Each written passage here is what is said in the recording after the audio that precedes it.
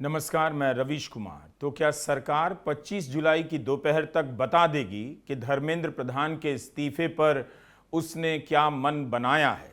प्रधान के इस्तीफे की मांग दिल्ली से निकलकर देश के अलग अलग हिस्सों में पहुंच गई है। कोलकाता में आज बड़ी संख्या में नौजवान लेफ्ट छात्र संगठनों के बैनर तले धर्मेंद्र प्रधान के इस्तीफे की मांग को लेकर सड़क पर उतरे। सरकार भले फैसला नहीं कर पा रही है, मगर धर्मेंद्र प्रधान का मुद्दा सड़कों पर बड़ा होता जा रहा है। यही कारण है कि 24 जुलाई को धर्मेंद्र प्रधान के इस्तीफे के सवाल पर ही सरकार और कॉकरोच जनता पार्टी के बीच की बातचीत टूट गई। तो सबसे बड़ी खबर क्या है? अभी तक 20 जून से, या कहिए कि जब से नीट की परीक्षा का पेपर लीक हुआ है, तब से एक ही बड़ी खबर है। लाखों लोग सड़क पर उतर गए, बच्चों ने लाठियां खा ली, पैलेट गन के छर्रे तक झेल लिए, मगर सरकार धर्मेंद्र प्रधान के साथ है। एक तरफ लाखों लोगों की आवाज और एक तरफ धर्मेंद्र प्रधान के साथ पूरी सरकार। ये हैसियत और हस्ती है धर्मेंद्र प्रधान की। लगता है कि स्टैंड सरकार ने क्लियर नहीं किया है कि उनका इस्तीफा होगा या नहीं, मगर जिस मजबूती के साथ सरकार धर्मेंद्र प्रधान के साथ खड़ी है, वो हैरान करने वाली है। कॉकरोच जनता पार्टी ने कहा है कि केंद्र सरकार इस बात पर तो तैयार हो गई कि नीट परीक्षा की बदहाली से तंग आकर जिन छात्रों ने अपनी जान ली है, उन्हें मुआवजा देगी और प्रदर्शनकारियों के खिलाफ एफआईआर वापस ले लेगी। लेकिन सीजेपी धर्मेंद्र प्रधान के इस्तीफे से कम पर राजी नहीं होगी। आज आंदोलन से जुड़ी बहुत सारी खबरें हैं, जिसे हमने इस वीडियो में समेटने की कोशिश की है। सोनम वांगचुक के अनशन तोड़ने के साथ साथ खबर आई कि केंद्रीय शिक्षा सचिव का तबादला हो गया है। विपक्ष का संसद परिसर में मार्च हुआ। मल्लिकार्जुन खड़गे बारिश में खड़े होकर नारे लगवाते रहे।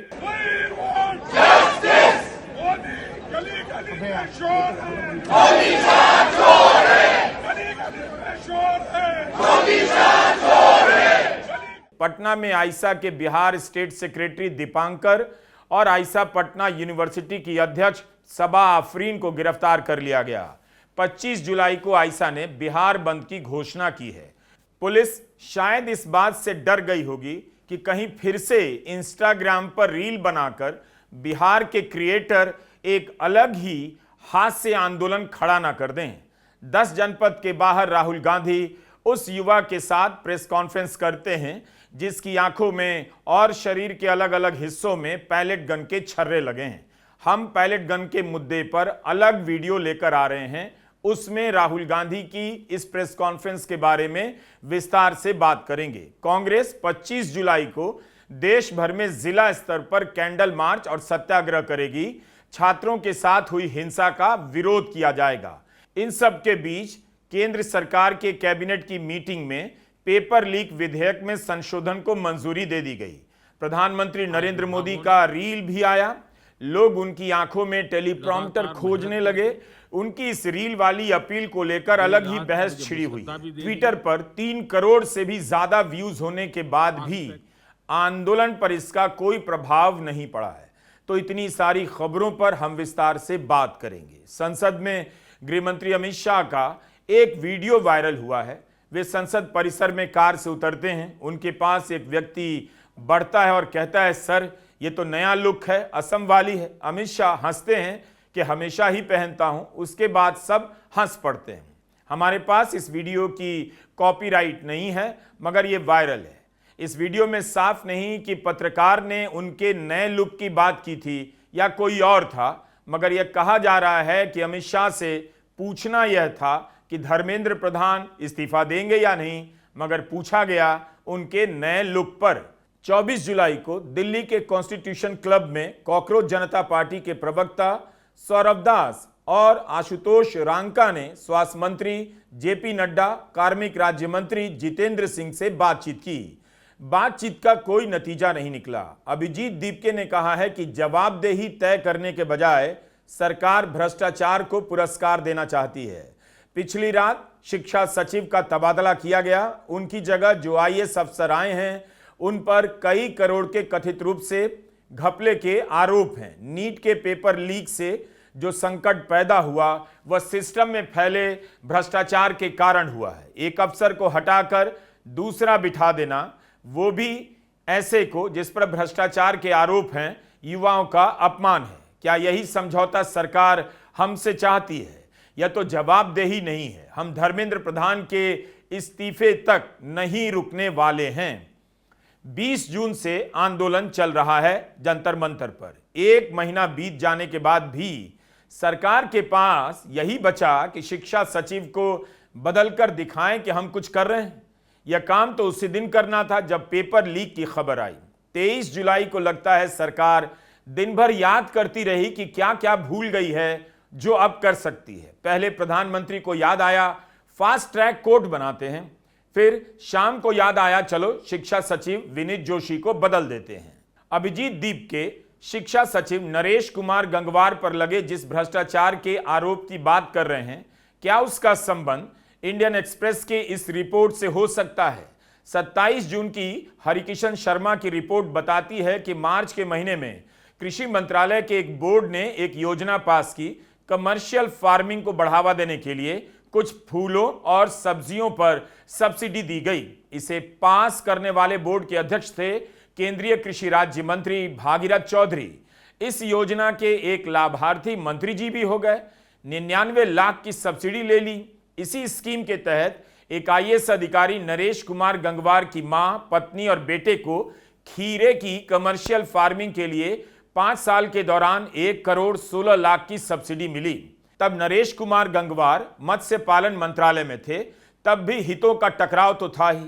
आप आईएएस अफसर हैं, आपके परिवार के 3-3 लोगों को 1 करोड़ से अधिक की सब्सिडी मिल जाती है। देश में खीरे की खेती करने वाले कितने आम किसानों को इस तरह से और इतनी सब्सिडी मिल जाती है? कायदे से नरेश कुमार गंगवार को पहले इसी पर प्रेस कॉन्फ्रेंस करनी चाहिए, स्थिति साफ करनी चाहिए।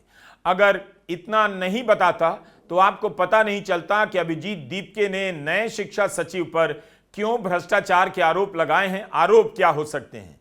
सरकार के स्टैंड से एक बात साफ है, धर्मेंद्र प्रधान के इस्तीफे को लेकर देश भर में कितना भी बड़ा आंदोलन हो जाए, सरकार उनके साथ मजबूती से खड़ी नजर आ रही है। क्या किसी भी देश में पेपर लीक होता है?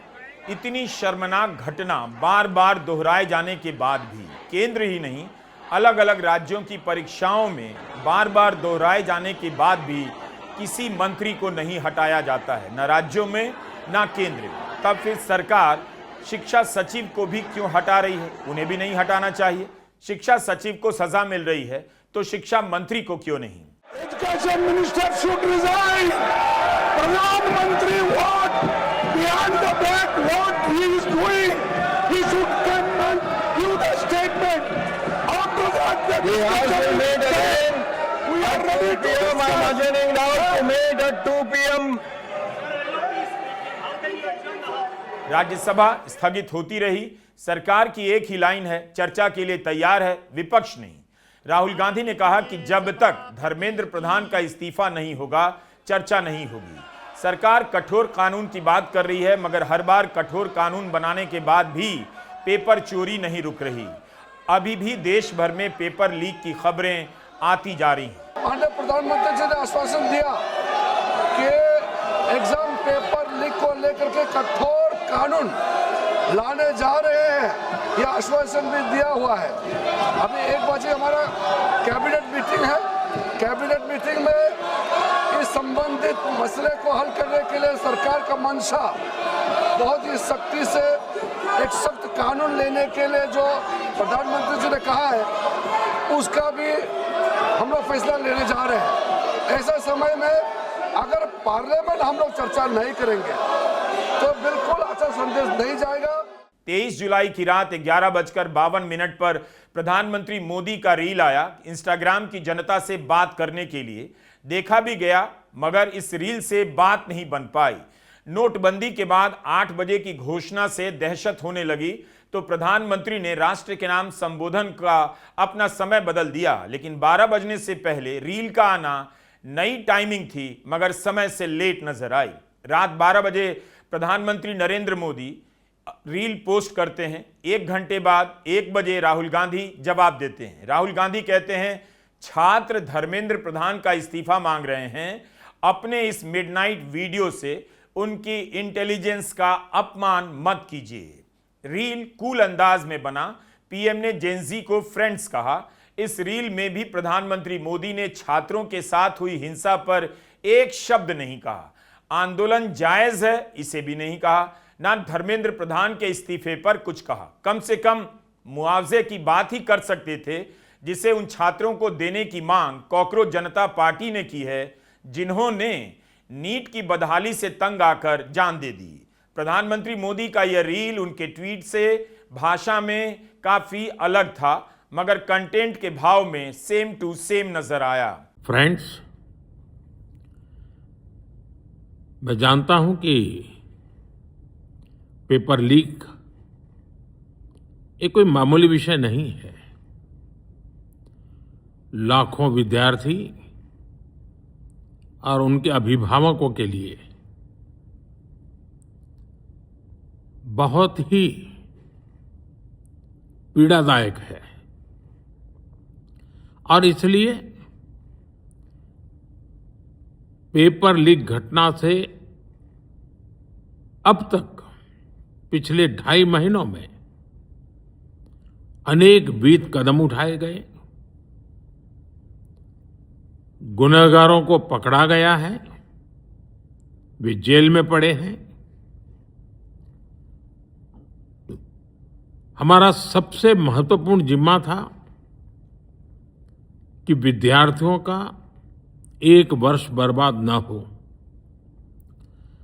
तत्काल परीक्षाएं लेना बहुत जरूरी था। सरकार ने अभी पूरी शक्ति का उपयोग करके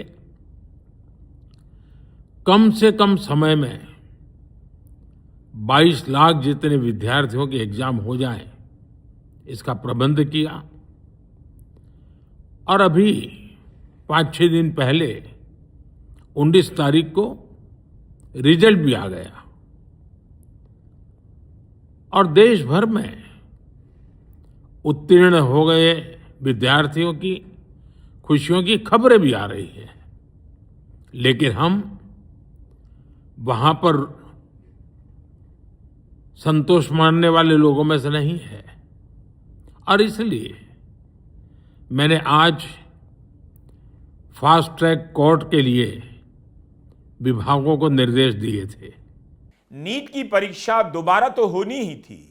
कितनी ही परीक्षाएं हैं पेपर लीक के कारण रद्द की जाती हैं और दोबारा कराई जाती हैं।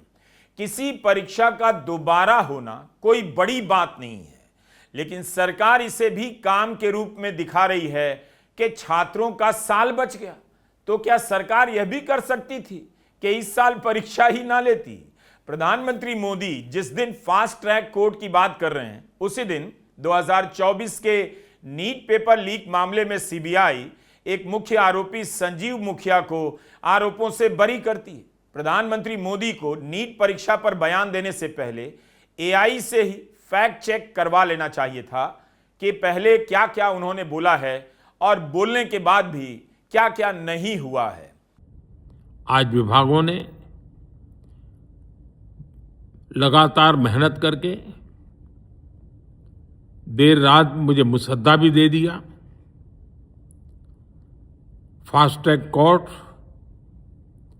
और कठोर सजा के प्रावधान के साथ का ये मुसद्दा कल कैबिनेट में चर्चा होगी।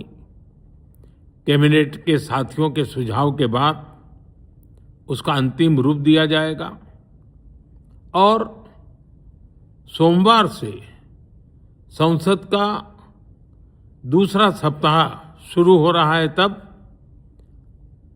जल्द से जल्द उस बिल को सदन में पारित कराने का प्रयास किया जाएगा। द वायर की पत्रकार श्रावस्ती दास गुप्ता ने तुरंत रियलिटी चेक कर दिया।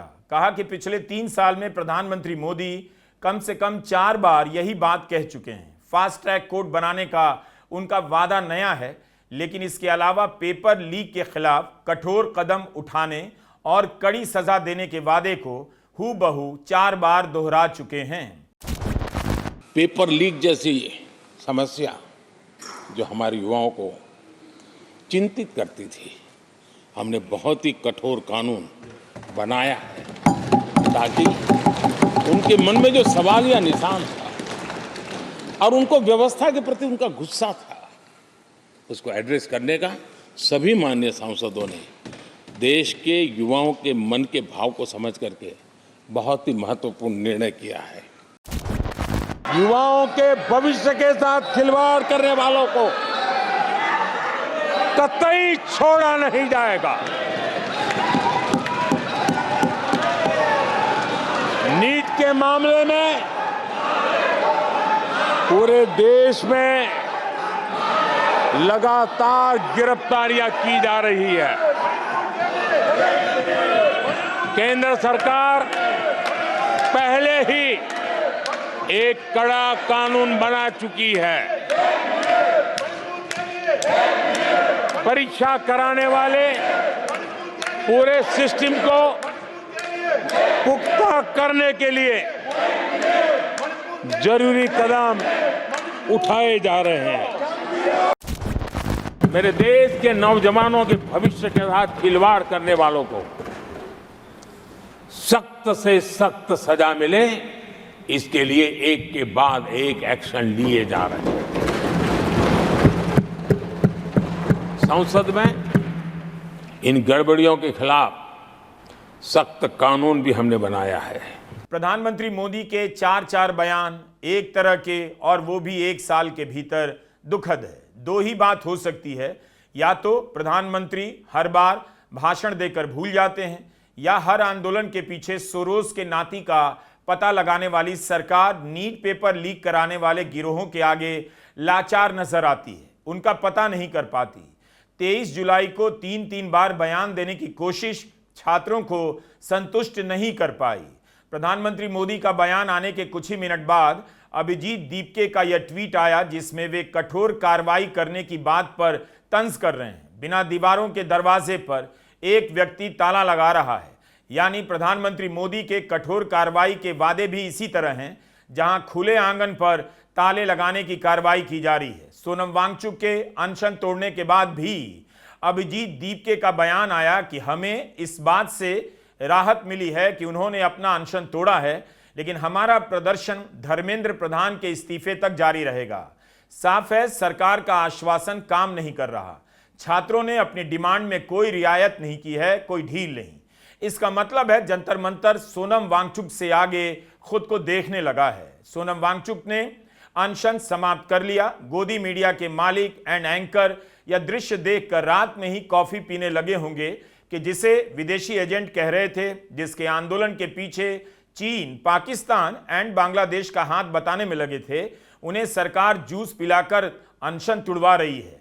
इसके पहले विपक्ष के 65 सांसदों ने भी सोनम वांगचुक से मिलकर या पत्र लिखकर अनशन तोड़ने की अपील की थी। सोनम वांगचुक ने विपक्ष के सामने अनशन नहीं तोड़ा।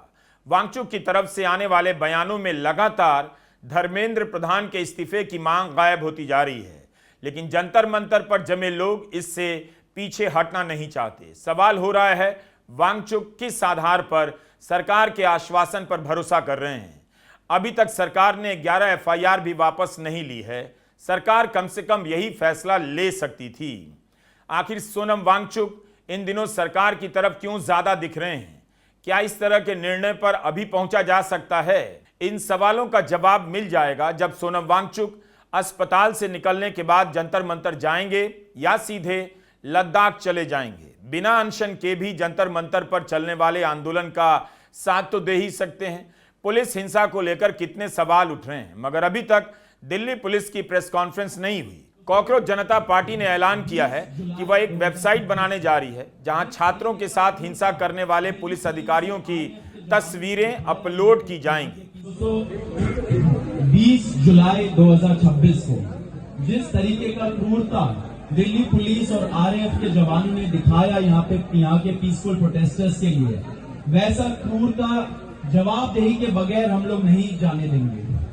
तो जैसे हम लोगों ने पहले भी अनाउंस किया, हर एक ऑफिसर जिसने सीधा सीधा बच्चों के ऊपर हमला किया, सर फोड़ा, हाथ तोड़े, पैर तोड़े, थप्पड़ मारा, छोटी बच्चियों का, लड़कियों का मोलेस्टेशन किया, सेक्सुअल असॉल्ट किया, वो एक एक पुलिस ऑफिसर को हम लोगों ने चेतावनी दी है कि हम लोग चुप नहीं बैठेंगे, हाँ सब याद रखा जाएगा एंड हम लोग भूलेंगे नहीं कि क्या हुआ उन लोगों के साथ। एंड इसी वजह से हम लोग एक वेबसाइट लॉन्च कर रहे हैं। उस वेबसाइट में हम लोग सारे प्रदर्शनकारियों को रिक्वेस्ट करेंगे कि जिन जिन पुलिस वालों ने उनके ऊपर हमला किया, अटैक किया, उनका सर फोड़ा, अगर उनका आपके पास पिक्चर्स है, अगर उनका आपके पास वीडियोस है, तो वो आप अपलोड करें। हमारा कॉकरोच जनता पार्टी का जो टीम है वो उसको छांटेगा, आइडेंटिफाई करेगा, एक एक पुलिस वाले को हम आइडेंटिफाई करेंगे एंड उनके खिलाफ एक कंप्लेंट फाइल करेंगे, ये बोलते हुए कि एफआईआर उनके खिलाफ फाइल होना चाहिए। जवाहरलाल नेहरू यूनिवर्सिटी ने अपने ट्विटर हैंडल से बयान जारी किया है कि जेएनयू के सभी सदस्यों से गुजारिश है कि जंतर मंतर या उसके पास के इलाकों में हो रहे प्रदर्शनों में हिस्सा ना लें, सोशल मीडिया पर जिम्मेदारी से पेश आएं। अगर नहीं करते हैं तो कानूनी कार्रवाई हो सकती है। यूनिवर्सिटी के कोड ऑफ कंडक्ट के तहत डिसिप्लिनरी एक्शन हो सकता है। तो क्या यूनिवर्सिटी छात्रों को चेतावनी दे रही है, शिक्षकों को आगाह कर रही है कि इस आंदोलन से दूर रहिए? और क्या यह अच्छा है एक यूनिवर्सिटी का इस तरह से करना? दिल्ली यूनिवर्सिटी ने ट्वीट किया है कि हमें स्टूडेंट और स्टाफ की सुरक्षा का ख्याल है। जंतर मंतर पर किसी प्रकार के गैर कानूनी प्रदर्शन में हिस्सा लेने के कारण आप पर कानूनी कार्रवाई भी हो सकती है। मगर भारत सरकार ने तो ऐसा नहीं कहा कि यह प्रदर्शन गैर कानूनी है। सरकार के दो मंत्री अभिजीत दीपके से लेकर आशुतोष रांका से लेकर सौरभ दास से लेकर तमाम लोगों से मिल रहे हैं, सोनम वांगचुक से मिल रहे हैं, तो ये गैर कानूनी प्रदर्शन कैसे हो सकता है? दिल्ली यूनिवर्सिटी ने अपने आदेश में लिखा है कि सभी से अनुरोध है कि अपनी सुरक्षा और कानून की पालना के लिए जंतर मंतर से दूर रहें। इस तरह से यूनिवर्सिटी के लेवल पर डर फैलाया जा रहा है। क्या यह घुटन की स्थिति नहीं? एक अन्य ट्वीट में दिल्ली यूनिवर्सिटी ने प्रधानमंत्री के फास्ट ट्रैक कोर्ट की घोषणा की तारीफ की है, तो कॉकरोच जनता पार्टी के प्रवक्ता सौरभ दास ने लिख दिया कि पहले प्रधानमंत्री की डिग्री तो दिखाओ।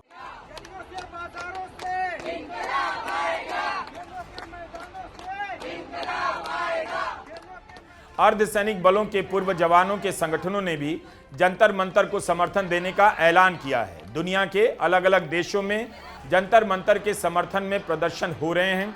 आज भी देश के कई हिस्सों में प्रदर्शन हुए हैं। मुंबई के शिवाजी पार्क में 24 जुलाई को भी लोग बड़ी संख्या में जमा हुए और इसमें आईआईटी बॉम्बे के भी छात्र शामिल हुए हैं। ये खबर और है, संसद मार्च में हुई हिंसा को ग्राउंड पर कवर करने वाले संदेश भाटिया और सार्थक गोस्वामी के वीडियो को यूट्यूब ने हटाया। संदेश ने जब अपील की तो इस वीडियो पर उम्र की पाबंदी लगा दी गई है, यानी 18 साल से कम उम्र के लोग जंतर मंतर पर धरना दे रहे हैं, लाठी खा रहे हैं, लेकिन वीडियो नहीं देख सकते।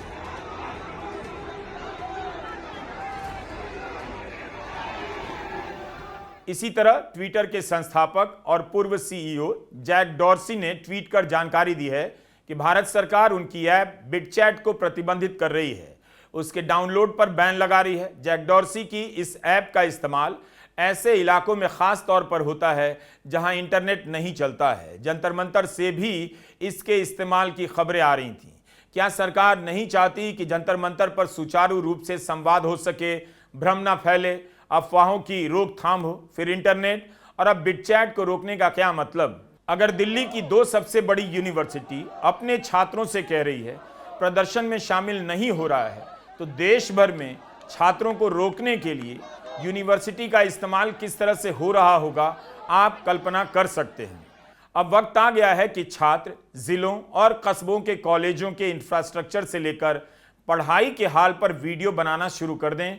बताएं कि उन्हें किस तरह से पढ़ाया जा रहा है और किस तरह की किताबें उन्हें पढ़ाई जा रही हैं, ताकि दूसरे क्षेत्र के छात्रों को भी पता चले कि आप छपरा में रहकर कौन सी किताब पढ़ रहे हैं और कोई रीवा में रहकर उसी विषय में कौन सी किताब पढ़ रहा है। नमस्कार, मैं रवीश कुमार।